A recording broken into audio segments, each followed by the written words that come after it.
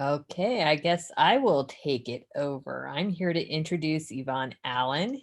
She is a Java developer advocate at Vonage, a full stack developer, and a newcomer to speaking. I question that because I actually saw her do an awesome talk at Ionic Conf on AR. So she may, I don't know how much of a newcomer she actually is. Yvonne is also a co-organizer for GDG Atlanta, a member of Women Who Code, and most recently, Technologist of Color. She has a passion for advising and mentoring new developers and is an open source contributor. So I'm really excited to hear her talk today because I actually just started using NX monorepos and dependency graphs just this week. So take it away, Yvonne.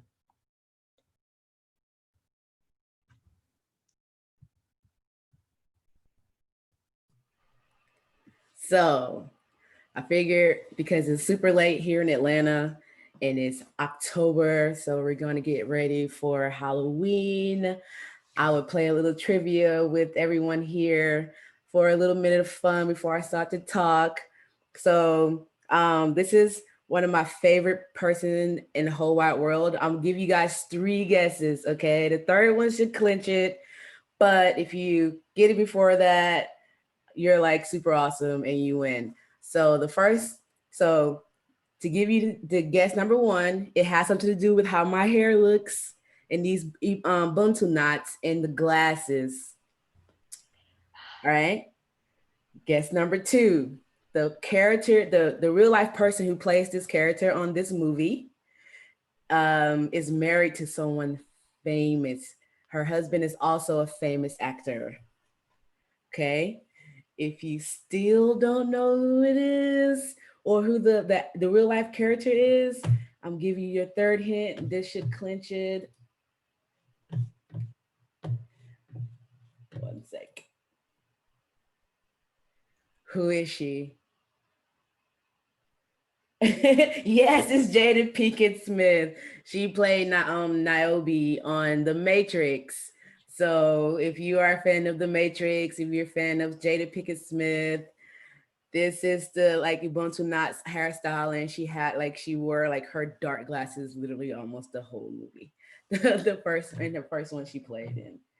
So I hope that was fun for you guys. I hope you have fun trying to guess who that was. But on to my talk, our presentation for today that I'm going to be giving you is please excuse my nasally voice. There is a change in seasons and my body is not having it. Okay. I am hopped off of cough drops. So if I start speaking really, really fast, it's because I had like 8 of these so that I won't I won't start sneezing all over the place. So my bad if I start just going fast. Just be like, slow down, Yvonne, please. What's the word you just said? And I will slow my country self down. So let me share my screen when I find the buttons. All right, I'm gonna share not that one, this one. Let me know if you can see it. A lot of thumbs up. Awesome. Okay, let's present.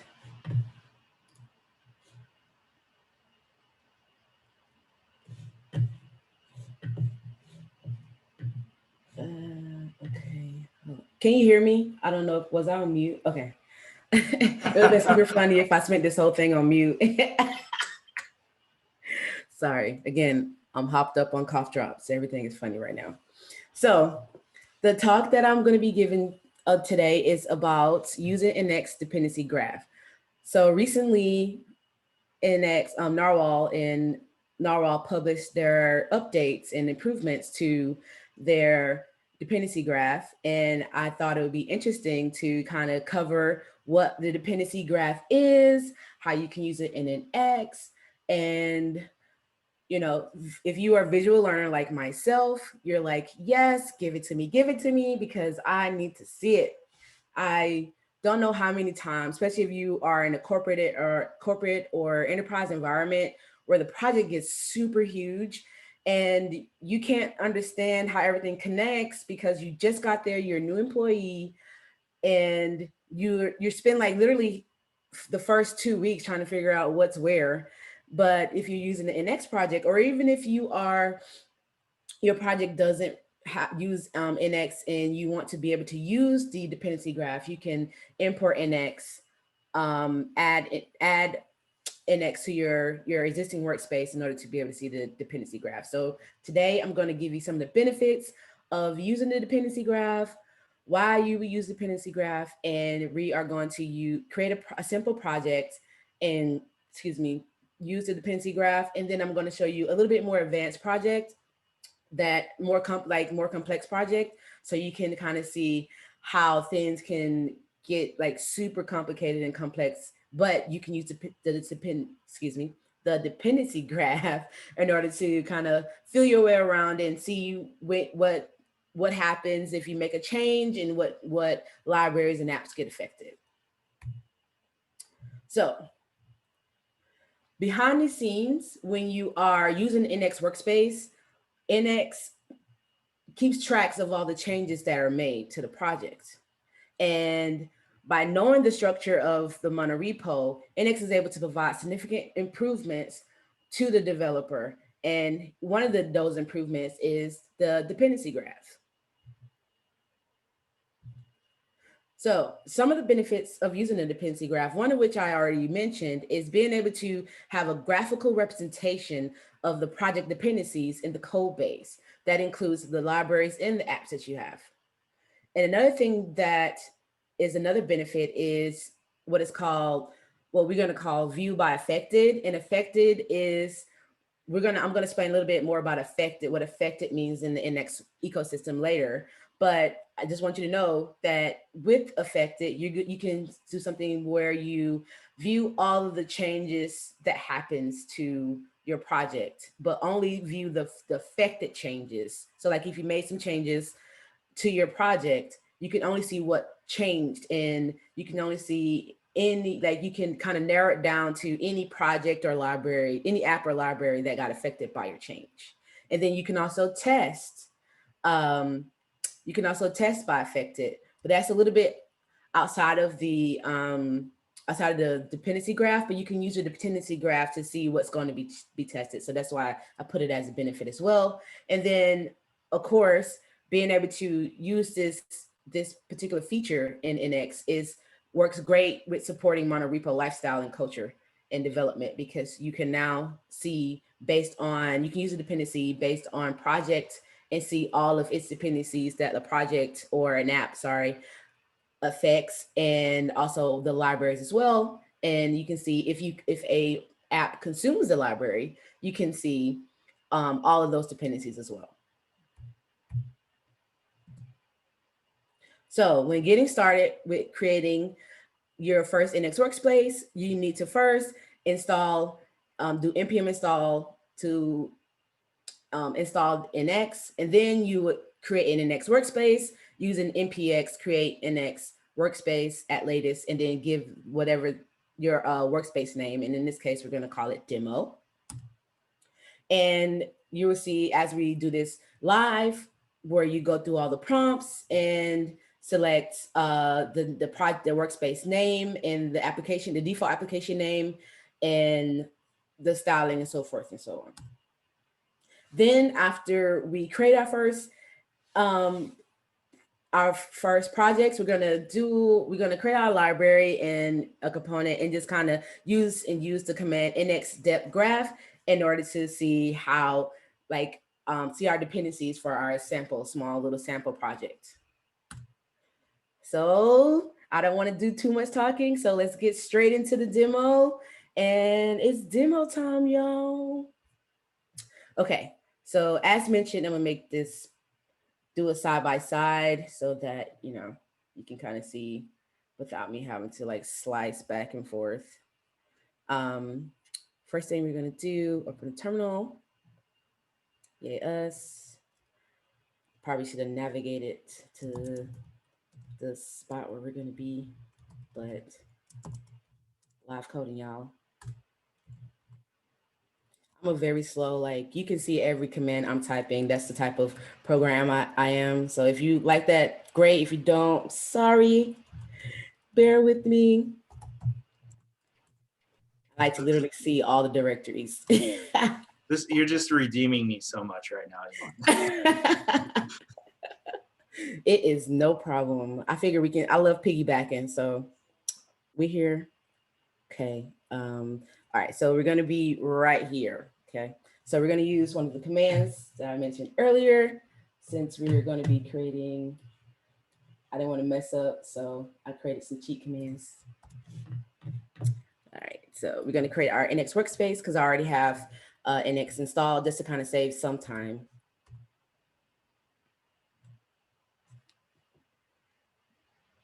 Gonna let npm do its thing.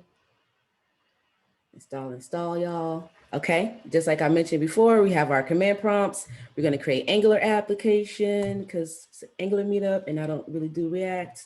Don't hurt me. Okay, so our project that we're gonna be creating today is called Aquarium, because I just recently took my niece to the aquarium and she loves the aquarium, even though she will not touch not one of them things. She was like, yeah, I want to see like all the stuff, like the turtles and all that, but she wouldn't touch anything. Put her hand next to it. She'd be like, no, not me. And I'm just gonna say no there, because we're not gonna be doing NX Cloud today, so no need to try to set it up.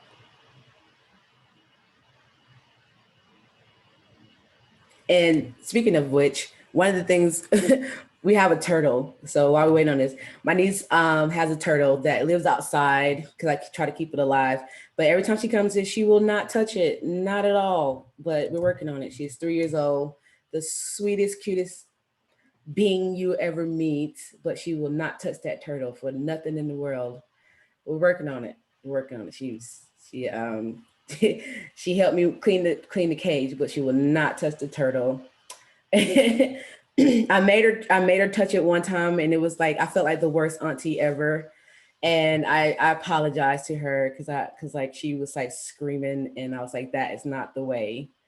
I'm so sorry. I don't think I've ever touched a turtle. Can you pet a turtle? Yes, you can. You can pet the turtle. And she was helping me clean the cage at the time. And when I made her touch it by force, and I feel so bad, don't make your kids and your nieces and nephews do that. Like, don't force them. And she kind of stormed away from me with her baby tantrum. Like she just kind of stormed off and sat down. Like, she didn't cry. She just kind of stormed off and like sat down real mean. And I was like, worst auntie ever. Go apologize. And ever since that, I never made her touch. I'm not gonna make her touch anything else. I mean, what part of the turtle did you make it touch? Because it's like a rock. I remember my kid found a rock once, and she thought it was a turtle for 3 days. So yeah, I just let her run with it. It was the shell, but she was still freaking out. Like, she's like, I know it's a real turtle and it's gonna move. And I'm like, Jesus, the turtle's more scared of you than you are of it. Just get a rock and put a little face on it, and, like might do the trick. So let's open up where the place that I started. I wanted to do it like from scratch so that you guys can actually see, because if you are a beginner and you still want to learn how to use NX with Angular, I wanted to like start from there, because I always have issues where people just kind of go too advanced for me, and I'm like, but what? I'm missing some steps here, please. So once you create your first NX workspace, it creates apps and libs folders for you. And so as you can see, we already have our aquarium and aquarium end-to-end test project and no libs at the moment. We're going to create that second. But from here, we can already use our dependency graph. We'll view our dependency graph to see how that's affected. So let's do that now. So we do NX dep graph. I noticed you have the NX DevTools installed too. Yes, yes, I do. I noticed you can access the dep graph through there too. This is all new to me. I knew that it existed, but I've never used it. So this is cool. you can. So it's right here. So you can click dep graph and do the same thing. And later on, we will show you how to do affected. But right now, it's so we're here. Go back here. So right now you can see select all. You can select all, and you automatically see here that the end-to-end test implicitly depends on the aquarium. And from there, you can look here to see how NX does that. It creates implicit dependencies here. So it says implicit, sorry, it's too small. Let me do that. There. So implicit dependencies in the aquarium. So you can see some little NX magic happening behind the scenes and knowing about your changes in order to be able to monitor them. So let's go back. So the next thing we're going to talk about is affected changes. So now that we have our base project, our base aquarium project, the next thing I want to talk about is affected commands. So affected commands basically boost the power of the dependency graph by showing dependencies that have affected changes. And so how does it work? So affected projects are projects that are affected by a set of changes. So if you made, like what we're going to do, we are going to add a new library, and we're going to eventually tie that library into, well, in another project, a more advanced project, we'll tie it in. But right now, we're just going to create a new library and see how that affects it. So, but you will see that you will see under the dependency graph that it gets light up in red. So in order to find out what changes got affected, NX first determines which projects own the files that got changed. These files will be directly affected, directly affected changes. Then the next thing it'll do is it will determine if any project consumes a project that have directly affected changes, and then it will do tests to verify that all changes and behaviors are identified. So in order to calculate the project affected by your change, NX needs to know which files were changed. And one of the more concise way to do that, there's two ways. One is using -s files, which we're not going to cover today. But the one that we are going to cover is being able to use Git to determine what files have been changed.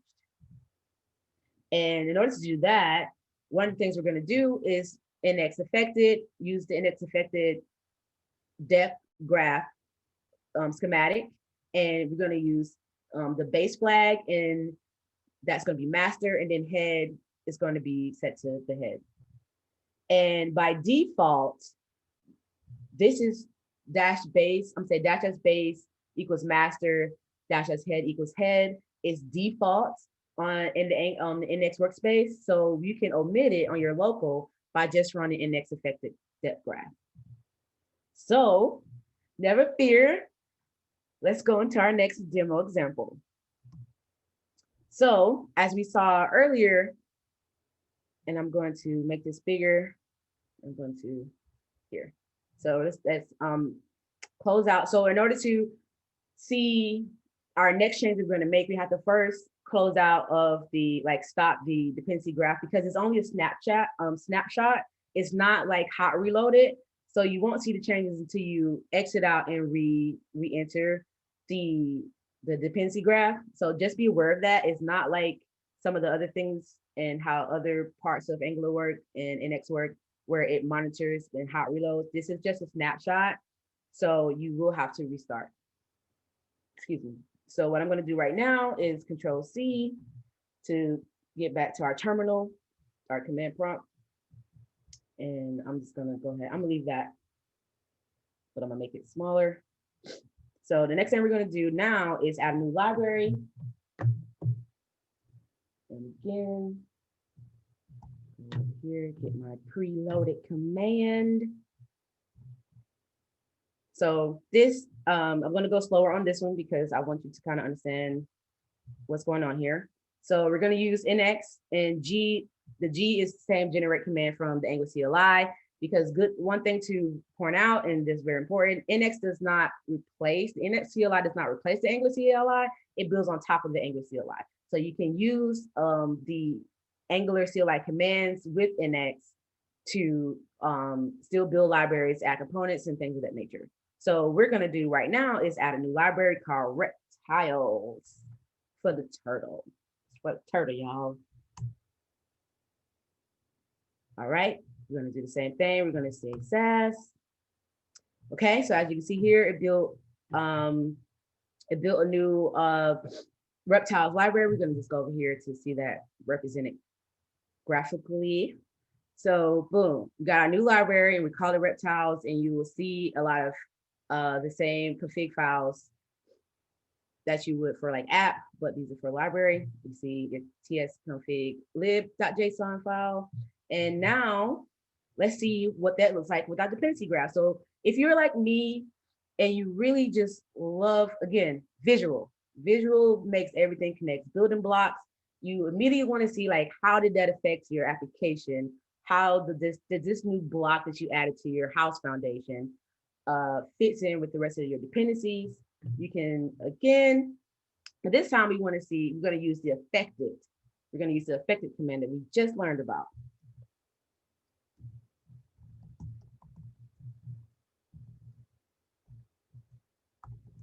And again, as was pointed out earlier, you can also do this exact same thing here by clicking on the affected graph command and press enter. We're gonna do that next time. We're gonna do that one at a time so you can just kind of see how that works. All right, so let me make that bigger. Okay, so now you can see we still have that dependency, the aquarium and the aquarium, the end-to-end. They are dependent on each other, but you can now see that we have our standalone, because I did not connect it yet, the reptiles project. So that's pretty cool. And later on in another project, we're gonna connect it and kind of show it, but I didn't want to do it in this one because I wanted to be able to copy and paste some of those commands and not have to do it outright, just kind of conserve time. But as you can see how it highlighted the changes that got affected, like how literally cool is that? Like my visual brain is like, yeah, this is my jam, y'all. That's super cool. I love it. This is awesome. I have a question. Is Sure. the red means it's changed? Is that right? Yes. Okay. And in this case, it's because we haven't connected yet. So there's a potential for it to affect everything. If that makes sense. Yeah, that makes sense. All right. Let's get a little further. So now we're going to talk about the improvements that came along with version 8.15, I think. Yeah, sorry, 8.12 and plus. So these improvements that I'm going to talk to you about are available in NX 8.12 and up.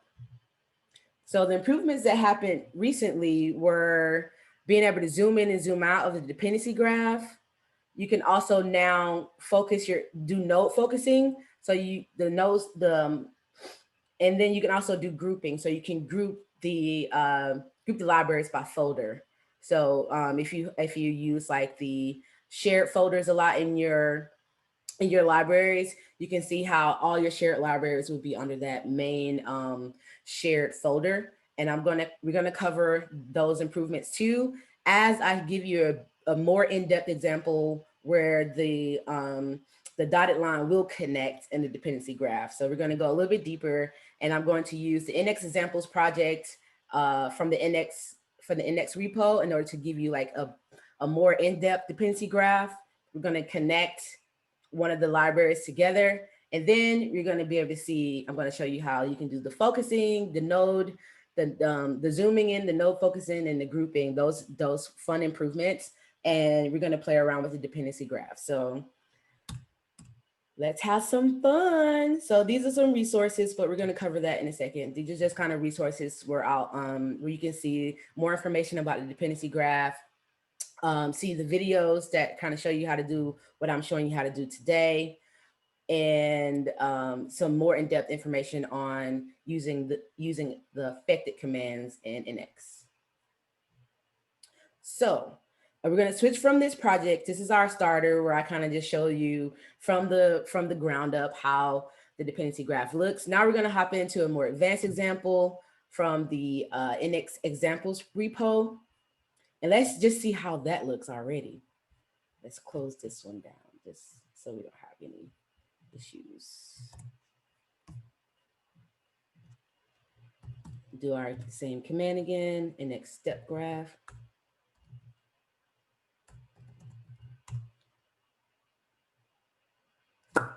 Don't go there, go here, stay. Or did it just move? That's funny. Okay, I think it went back to the same one. It did. So let's see if we can move it. Move it over. Here we go. That's what we want, yeah. So this one, that's gonna select everything. And this time I'm gonna kind of move it over so you can kind of see. It's really big. As you can see, it's really big. The last one we was able to move over and it's like, boom, we're right here, but not this time. So we're gonna have to, so one of the things I'm gonna show you, which is great, we can show you zooming. So you can zoom in to your graph. Get real big in there, but kind of, if you, like, just like if it was more complicated, you would probably wanna zoom in a lot more. But you can also do things like focus, like we were showing earlier. So this time we're just now focusing on anything that affects the products app and all its libraries. So you can see the libraries are here. These are libraries. So the circles are libraries, the squares are apps. And then another thing I was mentioning earlier was about group by folder. So this is what group by folder looks like. Let me zoom out a little bit. So it's, now you can see what's in shared product, and what's in products. So we're gonna show you like how that looks like in the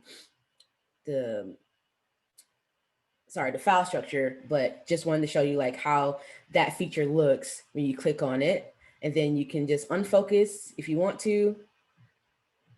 Turn off group by folder. And then you can also like deselect. So if you want to show just stuff by cart, you can do it that way, or you can do focus from here as well. These are also the focus icons, so you can do it from either place. But it's really cool because it allows you to just kind of like narrow things down. If it's like you found where you want to find out about, like, okay, what were the dependencies here? This, if, in my opinion, especially when you are a new employee or just new to a project, no matter whether it's for corporate or open source, and you're trying to figure out what's going on, this right here is a lifesaver. You have no, like, I'm pretty sure most of you, if you've worked with Angular or just in any decent sized project at all, this right here, the complexity of a project becomes a rabbit hole, especially trying to figure out their own personal file structure, because their file structure may be different from your file structure, and they may be using some different style guide. And you're like, all right, where do I find such and such? And it could take forever, okay? Feel my pain, forever, to figure out where the one component is, or just where the parent project is, or the parent app is. It's insane. But this, we have a lifesaver. We have a lifeline, guys. We have a lifeline. This is a game changer. Yes, it's such a game changer. So just showing you what that looks like in the file structure. So you have your all your libs here, your product libs, your cart libs, and you can go deep down in there, and you have product detail page, so on and so forth. And then now if we go take a look at our index JSON, it gets a little bit, I was gonna say, where is it? It gets a little bit more in depth. So now you have different tags. You have shared. So this one is scoped to the shared folder, and it's type UI. You have type features. So these are the libraries.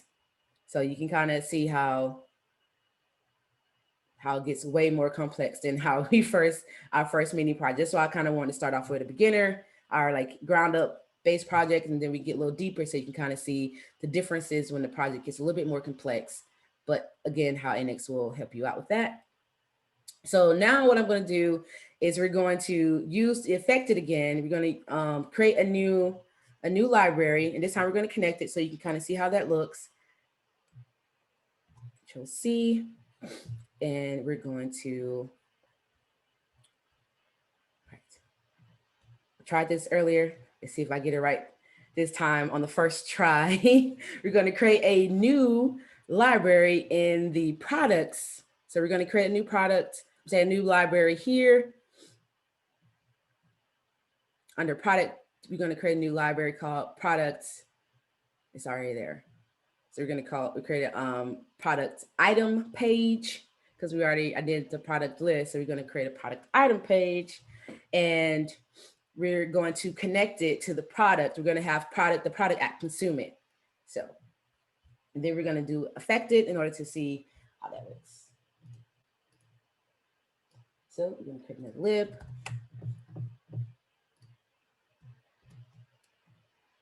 This time we're going to call it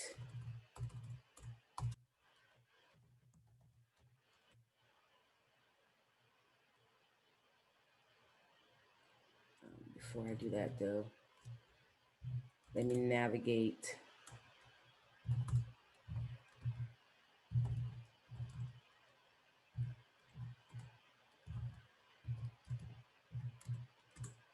Okay, let's do it from here.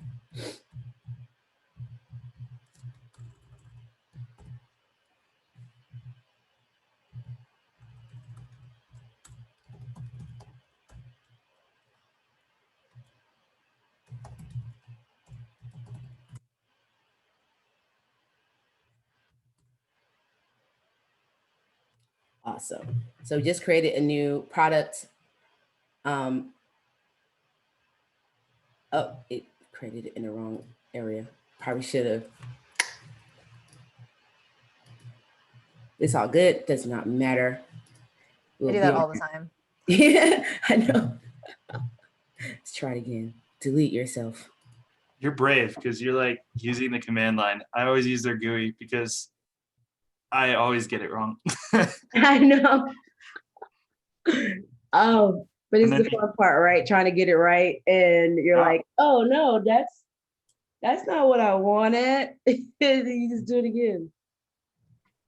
I can't count how many times I've moved stuff around because it didn't go where I wanted it to go. This time we're gonna do a dry run, y'all. This is another lifesaver dry run, so that you can test it out first, and then be like, okay, that goes where I want it. Now I can do it for real this time. And so now it's gonna work for real this time, y'all. Southern drawl. That's a y'all. It's in there. It's on YouTube now. Boom. Ha. So now we have products, item page, like that. And then we're gonna go up into our app. We're gonna go into the products app. We're gonna go all up in here. I created something called shoes. Don't look at that. It's not there. Okay, so right now, let's go here. We're gonna create another page. So we have product.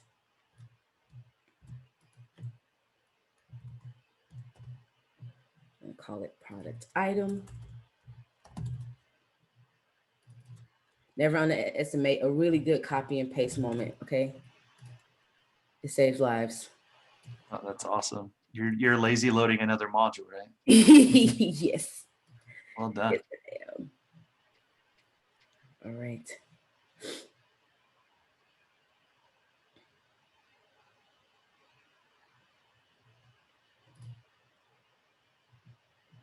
One sec. Make sure I got everything I need. It's complaining to me. Products. Oh, I know that. Item page. Let me make sure I got it right. Yes. All right, what are you complaining about? Can't find module.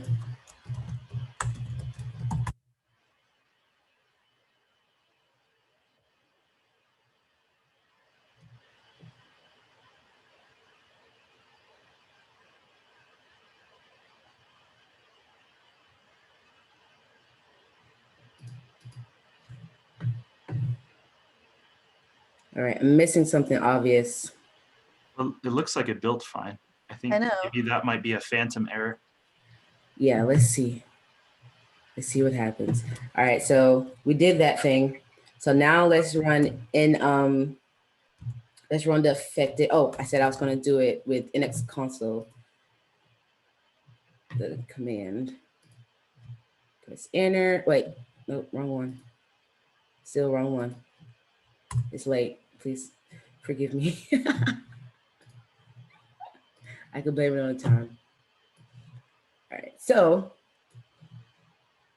yep. All right, so there's something, yeah, we have our new, so there it is. We have product now depends on the products item page. You see that? Now it connects. Does that make sense? Yeah. So the dotted line means that it depends on the item, and the, sorry, can you explain the solid versus dotted lines? Yeah, so this is like for from what I can tell, these two are applications and this is in a library. So dotted lines for me, when I was looking at it, I'm going to double check on that, but from what I saw, dotted lines is like when you connect from an app to a library. Got it. That makes sense. Thank you. What's the product item page by itself up at the top? I'm not sure. This didn't happen the first time. Oh, okay. So this is loop. This is loop. Do we still have a phantom lib somewhere, maybe? It's a possibility. It's a possibility. Let's see. That's just another feature. Now you know there's a phantom one somewhere. I know that I will have to like figure out why. My guess is that it means that it's not imported into any other projects right now, or it thinks it's not. It is lazy loaded, so it should be. Yeah, it should be. I may have done something slightly wrong, but 1 second, let me check one other thing. So I did remember doing this last time. This is the real bravery in live coding. I just want you to know that. Because anything could go wrong. You gotta be ready. You're kicking ass though. This is good. Yeah, but anything can go right too. It could. It really could. Oh, this is it. Okay, so we never deleted this one. Important. So I made a mistake and it showed us something. NX is still showing us the one where I made the mistake and put it in the wrong spot. So the real library is product item page. So let's see if I corrected it. You may also have to delete it in the Angular JSON file, perhaps. Let me see. Let me make sure. Where's my eyes? Here. Just take another cough drop. Right? No, I'll be hopped up on so high. I feel like my heart's like boo, boo, boo, boo, boo, boo, boo. Y'all don't want me to go any higher than I am already. I promise you don't. It's still fine because.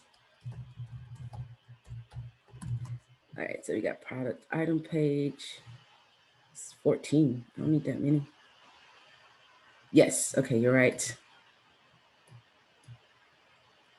Let's remove this one.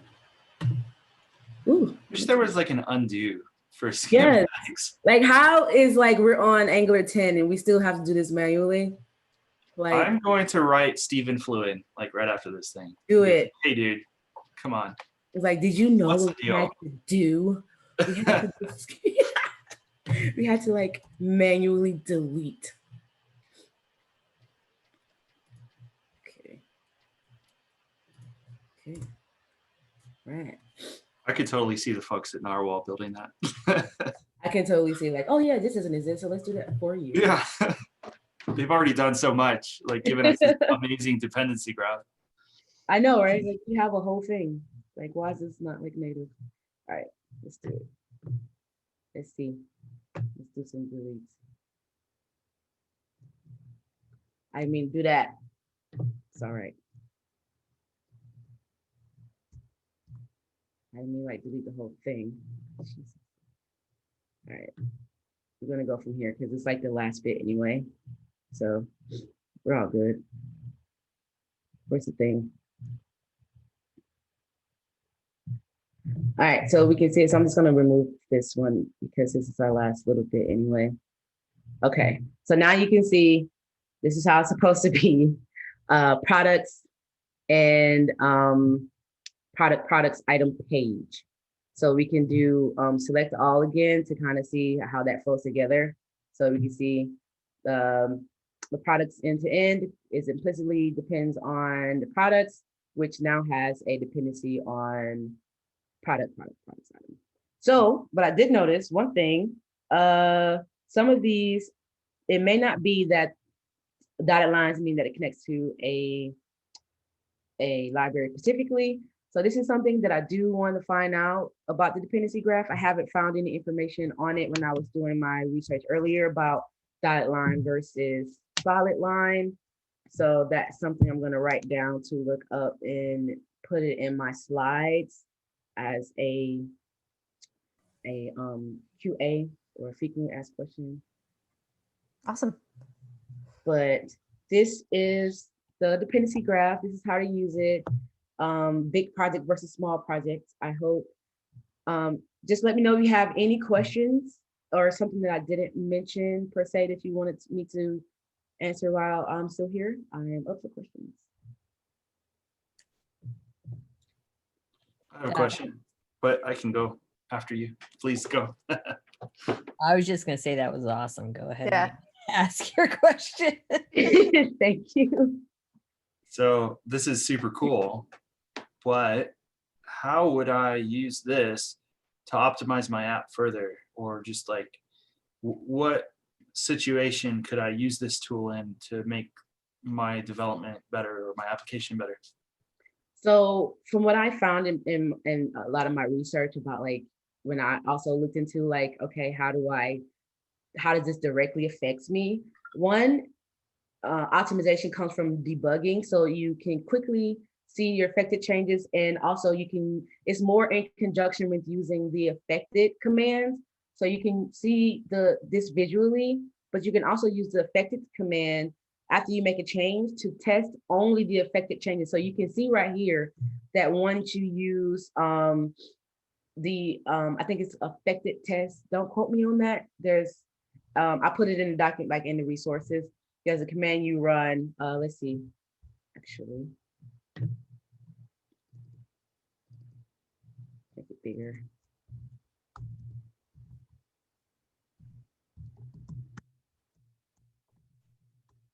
Because I will botch it and you'll be looking at me like, that's not the command.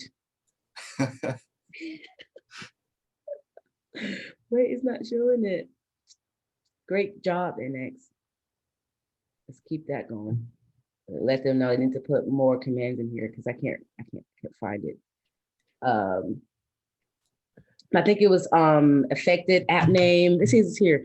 Right here. So affected apps, and then you run the test command. So it will show you all the affected apps, and then you can run like affected E, affected libs, infected test. Here it is. So you can run affected test, and it will only test the changes it will only test anything any project and lib that was affected by the change. So we can see here, we go back, we know that these three, like this is where our test is going to be. So it's going to be the products E tests that get rerun, but not the cart E test. So in my experience, it'll be like the conjunction. And then you can also further along with the affected commands, also tailor which things get rebuilt So for hot reload, so you won't have to rebuild everything. You can just tailor it to just rebuilding a small portion. So I It's found like that a those dry things run. were like super cool. Sorry. Huh. It's like a dry run of what you're gonna do with affected. That's Mhm. awesome. Yeah, exactly. So this is like some of it, but I feel like what NX did was they created these tools to work work with each other, and not like they're also independent, but they kind of like piggyback off of each other. So you can use the dependency graph for the effective commands, and then so on and so forth with their tools. So they're kind of like these two that kind of build off of each other. Thank you. No That's problem. cool. Any more questions? Alex suggested that the dashed lines are maybe for lazy loaded modules. Oh yeah, that makes cool. sense. Yeah, that could Totally be. makes sense. Well, that was incredible. Yeah. Before we move on to our next speaker, any other questions for Yvonne? Cool. Thank you. And thank you so much for also staying up